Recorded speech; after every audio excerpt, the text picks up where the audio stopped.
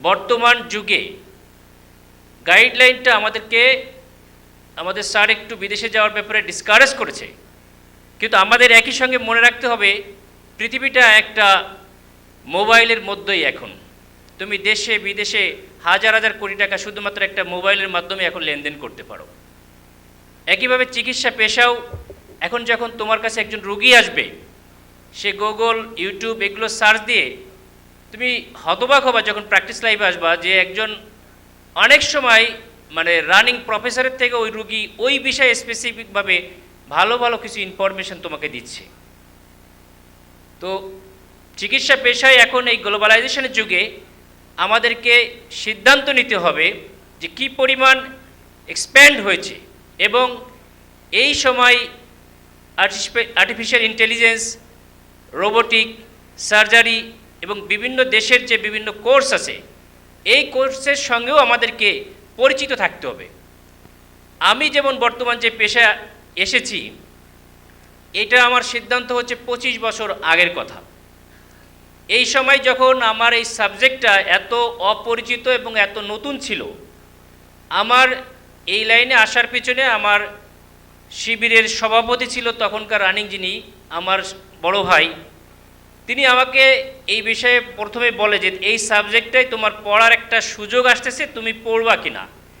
যদি তুমি ডিসিশান নাও যে তুমি পড়বা, তাহলে তুমি আর কোনো বড় ভাই বা কোনো ডাক্তার বা অন্য কারোর সঙ্গে তোমার পরামর্শ করার দরকার নেই।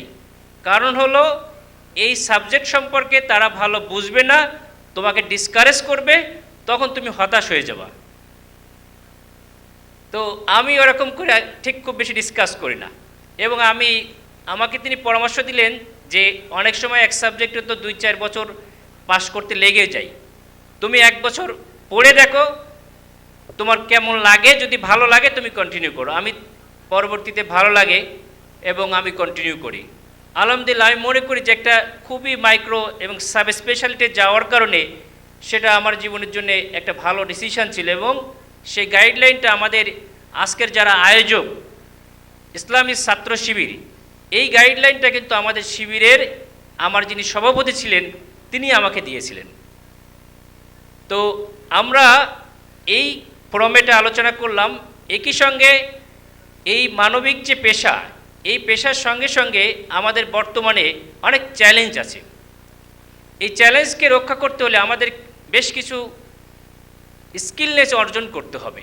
প্রথমেই যে কোনো সাবজেক্টে যাই, আমাকে অবশ্যই ভালো নলেজ গেইন করতে হবে, নইলে বর্তমানে নলেজের কোনো বিকল্প নাই। একই সঙ্গে সঙ্গে ওই সাবজেক্টে আমাদেরকে দক্ষতা অর্জন করতে হবে। এই দক্ষতা অর্জন করা এবং নলেজ থাকার পরেও আমরা দেখেছি যে অনেক ডাক্তার কিন্তু ভালো রোগী পায় না। এর মূল কারণ থাকে তার কমিউনিকেশন স্কিলটা ভালো না। এটার পাশাপাশি আমাকে এই মানবিকতা, নৈতিকতা, দক্ষতার একটা এক্সিলেন্ট সমন্বয় করতে পারলেই তুমি একজন ভালো ডাক্তার হবা।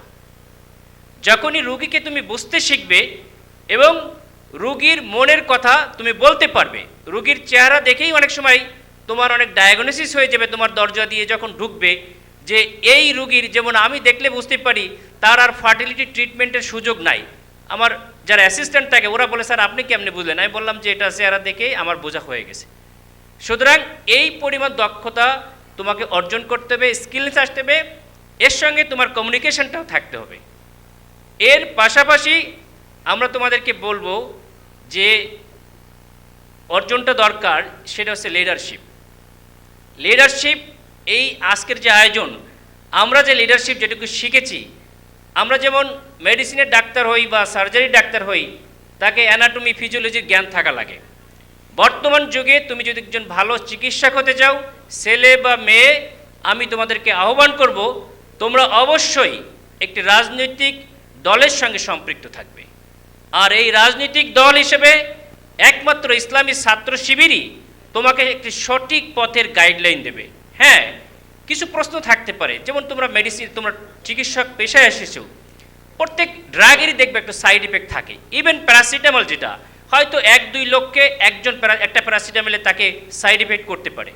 ইসলামী ছাত্র শিবির বা ছাত্রী সংস্থার মধ্যেও দুই একজন এরকম এক্সাম্পল অনেক মিডিয়া বা অনেক অন্য দলের লোকজন তোমাদের সামনে নিয়ে আসতে পারে, বাট আমি অনেস্টলি বলতে পারি ইসলামী ছাত্র শিবিরই একটি সঠিক গাইডলাইন এবং মানবিক ডাক্তার হওয়ার জন্য তোমার সবচেয়ে বড় বন্ধু হিসেবে কাজ করবে। এটার কোনো বিকল্প নাই।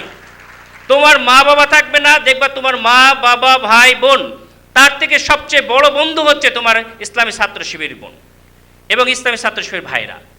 যদি এই লিডারশিপটা তোমরা রাখতে পারো তাহলে দেখবা যে তুমি একজন ভালো চিকিৎসক হিসেবে গড়ে উঠছো। আমরা আশা করি যে তোমাদের মধ্য থেকেই ভবিষ্যতে বাংলাদেশে হেলথের ডিজি, স্বাস্থ্যমন্ত্রী, প্রধানমন্ত্রী এই সব বিভিন্ন লেভেলের নেতৃত্ব আমি আশা করি গড়ে উঠবে এবং বাংলাদেশের এই স্বাস্থ্য সেক্টরকে যদি আমরা ঠিক করতে চাই তাহলে এই মানবিকতা, নৈতিকতা, দক্ষতার অপূর্ব সমন্বয় ছাড়া সম্ভব না। আমাদের এই যে একটু আগে যে গানটা শেষ করলো, এই দেশকে সত্যিকারে রক্ষা করতে হলে একটি সুন্দর সমাজ দরকার, আর এই সুন্দর সমাজকে পরিচালনার জন্যে ভালো যে ড্রাইভার, যে কারিগর, সেটা এই মানুষের এই তোমাদের সামনে থেকেই গড়ে উঠতে হবে। আমাদের ভালো সংখ্যক মানুষ নাই। এই দেশটাকে সুন্দরভাবে গড়ার জন্যে অনেক শিক্ষিত মানুষ হয়েছে, কিন্তু আনফর্চুনেটলি এই দেশের ব্যুরোক্রেসি বলো, নির্বাচন কমিশন বলো, সব জায়গায় বড় বড় শিক্ষিত অমানবিক চোররা বসে আছে। এই জায়গাগুলো যদি আমাদেরকে রিপ্লেস করতে হয় তাহলে সত্যিকারের সুন্দর মানুষ হিসেবে এই ছাত্র শিবিরের মাধ্যমে যে মানুষ গড়ে উঠছে, আশা করি তারাই ভবিষ্যতে দেশকে গড়ে তুলবে। আমি আশা করব তোমরা একজন ভালো চিকিৎসক হওয়ার পাশাপাশি ভালো একজন রাজনীতিবিদ হবে। সবাই সমান লেভেলে যে কার্যকরী ভূমিকা রাখবে তা না, কিন্তু একটা ইনস্টিটিউট চালাতে হলে তোমরা যখন হেলথের একটা বড় প্রোগ্রাম তোমরা চালাইবা, ডিজি হেলথে যাইবা, অ্যাডমিনে থাকবা, এই প্রতিষ্ঠানগুলো তোমাদের আন্ডারে যে 200-500 একটা ডিপার্টমেন্ট চালাতে হলো, তোমার পড়াশোনার পাশাপাশি ছাত্র শিবির একটা ইউনিট বা একটা ওয়ার্ড পরিচালনার যে যোগ্যতা, যে স্কিলনেস তোমাকে দিবে, এই যোগ্যতার বলেই তুমি ওই ডিপার্টমেন্টটা সবচেয়ে ভালোভাবে পরিচালিত করবে।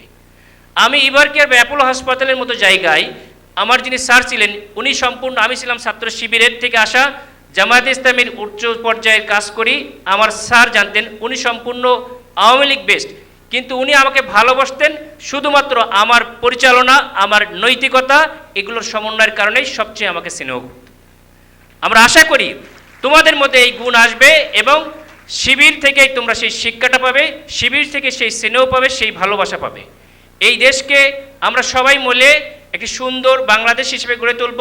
বিশেষভাবে আজকে যারা তোমরা এখানে আছো, একটি সুন্দর সমাজ করতে হলে সুন্দর মানুষ দরকার, সুস্থ মানুষ দরকার। এই সুস্থ মানুষ করার জন্যে সুন্দর একটি স্বাস্থ্য শিক্ষা, স্বাস্থ্য ব্যবস্থা বাংলাদেশের দরকার। তোমাদের মধ্য থেকেই আগামী প্রধানমন্ত্রী না হোক স্বাস্থ্যমন্ত্রী, আমরা দেখেছি বাইরে তোমরা ফটোকার্ড দিয়ে ছবি তুলবা, তোমাদের মধ্যে থেকে সেই স্বাস্থ্যমন্ত্রী তৈরি হবে, ডিজি হেলথের যিনি ডিজি তৈরি হবে, তারপরে প্রশাসক তৈরি হবে এবং এই স্বাস্থ্য ব্যবস্থাকে একটি সুন্দর কাঠামোতে নিয়ে আসবে ইনশাল্লাহ। আমি তোমাদের সকলেরই মঙ্গল কামনা করি। সকলকে অসংখ্য ধন্যবাদ। সবাই আমার জন্য দোয়া করবে, আমরাও দোয়া করি তোমরা সবাই ভালো চিকিৎসকের পাশাপাশি ভালো মানবিক ডাক্তার হবে এবং তোমাদেরকে ডিসিশন নিতে হবে শুধু কি চিকিৎসক হবে নাকি ভালো চিকিৎসক হবে, মানবিক চিকিৎসক হবে। তোমাদেরকে ডিসিশন নিতে হবে যে এই সমাজে শুধুমাত্র কি একজন মানে ইকোনমিক্যাল মেশিন হবে নাকি সমাজের একজন মানবিক ডাক্তার হবে। মনে রাখবে, একজন দক্ষ ডাক্তার হলে তুমি ওই রোগীকে সুস্থ করবে, কিন্তু একজন মানবিক ডাক্তার হলে তুমি একজন মানুষের মনকে জয় করবে। কোনটা তুমি গ্রহণ করবে আজই আমাকে ডিসিশন নিতে হবে। সকলকে ধন্যবাদ। আসসালামু আলাইকুম রহমতুল্লাহ।